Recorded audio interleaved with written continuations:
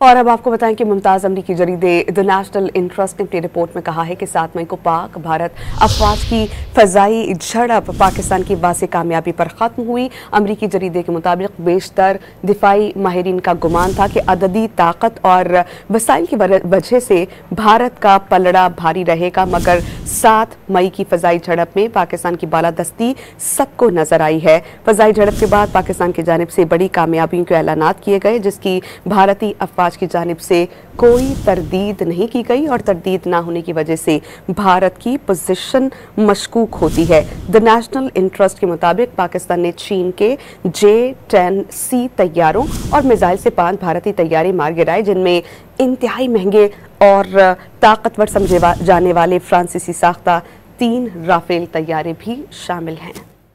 और अब आपको बताएं कि मुमताज़ अमरीकी जरीदे द नेशनल इंटरेस्ट ने अपनी रिपोर्ट में कहा है कि 7 मई को पाक भारत अफवाज की फ़ज़ाई झड़प पाकिस्तान की वाज़े कामयाबी पर ख़त्म हुई। अमरीकी जरीदे के मुताबिक बेशतर दिफाई माहिरीन का गुमान था कि अददी ताकत और वसाइल की वजह से भारत का पलड़ा भारी रहेगा, मगर 7 मई की फ़ज़ाई झड़प में पाकिस्तान की बालादस्ती सबको नजर आई है। फ़ज़ाई झड़प के बाद पाकिस्तान की जानिब से बड़ी कामयाबियों के ऐलानात किए गए, जिसकी भारतीय अफवाज की जानिब से कोई तरदीद नहीं की गई और तरदीद ना होने की वजह से भारत की पोजीशन मशकूक होती है। द नेशनल इंटरेस्ट के मुताबिक पाकिस्तान ने चीन के J-10C तैयारों और मिसाइल से 5 भारतीय तैयारे मार गिराए, जिनमें इंतहाई महंगे और ताकतवर समझे जाने वाले फ्रांसीसी साख्ता 3 राफेल तैयारे भी शामिल हैं।